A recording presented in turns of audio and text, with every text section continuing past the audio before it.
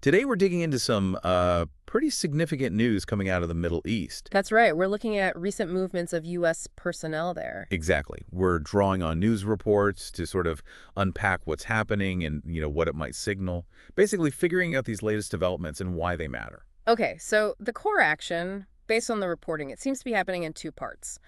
First, the State Department ordered non-essential personnel out of the U.S. Embassy in Baghdad. And that embassy was already on limited staffing, wasn't it? It was, yeah, already reduced, so this is a further step. Okay.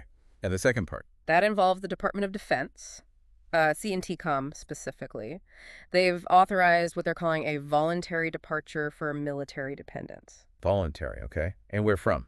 The reports mention Bahrain, Kuwait, and the United Arab Emirates. So key locations in the Gulf. Right. So why now? What are the stated reasons? Well, the official line points to rising regional security concerns, keeping Americans safe abroad. That's the priority they're emphasizing. And President Trump weighed in, too. He did. Mentioned the region could be a dangerous place and said they've given notice to move out. Pretty direct. Okay, so it's tied to security worries. But the context seems crucial here. What's the connection being drawn in the reporting? It's heavily linked to the stalled talks between the U.S. and Iran over the nuclear program. That lack of progress seems to be raising the temperature. And there's more specific intelligence being reported too, right? Something about Israel. Yeah, that's a significant piece. Some reports indicate U.S. officials believe Israel is, quote, fully ready to attack Iran. Wow. Fully ready.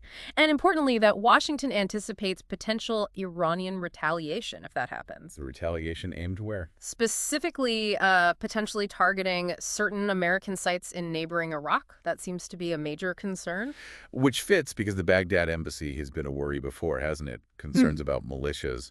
Exactly. There have been partial evacuations before for that very reason, worries about attacks from Iranian-aligned groups. So this isn't entirely out of the blue for that location. And President Trump's comments about the Iran deal itself. He's expressed less confidence lately, basically saying Iran can't have a nuclear weapon, reinforcing that red line. Okay, so that's the U.S. perspective in the context. Yeah. What about Iran's reaction? How are they framing this? Well, Iran's mission to the UN put out a statement. They're saying Iran is not seeking a nuclear weapon. And they frame U.S. actions as militarism that fuels instability. Pushing back on the U.S. narrative. Right. They added that threats of overwhelming force won't change the facts and insist diplomacy is the only path. But didn't their defense minister sound a different note? He did. Reportedly said he hoped talks would succeed, but Iran is ready to respond if attacked.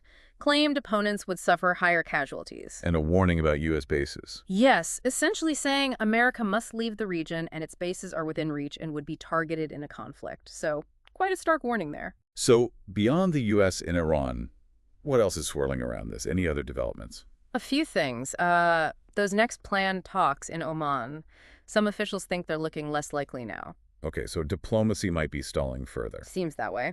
And there's talk of the IAEA, the nuclear watchdog. Its board of governors might vote to censure Iran, which could, escalate things diplomatically. And ripples beyond diplomacy. Warnings for shipping. Yeah, the UK maritime authorities issued a warning. Increased tensions could impact ships in the Persian Gulf, Gulf of Oman, Strait of Hormuz, vital shipping lanes. Makes sense. And General Kurilla's testimony being postponed. Right, the C&TCOM commander. That being put off is seen by some as another sign of how serious and demanding the situation is right now. One last perspective. Iraq itself, where the embassy drawdown is happening. What's their take? An unnamed Iraqi official, quoted by state media, sort of downplayed it locally, said it seems like part of broader U.S. regional procedures. So not necessarily reacting to a specific threat in Iraq? That was the implication. They stated Iraqi officials haven't seen specific indicators needing an evacuation from their side, and even mentioned stability returning, a very different picture. Okay, so wrapping this up. We have the U.S. pulling back some personnel, citing safety amid rising tensions. Tensions clearly linked to the stalled Iran nuclear talks, fears of potential Israeli action, and possible Iranian retaliation. With Iran denying nuclear weapon ambitions but warning of a response, and Iraq suggesting the situation on its ground doesn't necessarily warrant the U.S. move. Lots of contrasting viewpoints. Definitely. It really shows how complex this is. It really does. It underscores just how fragile diplomacy can be in such a volatile region. Maybe the question for you to consider is, What do these different actions and reactions tell us about the sheer difficulty of navigating these kinds of high-stakes geopolitical situations? Something to think about as things unfold.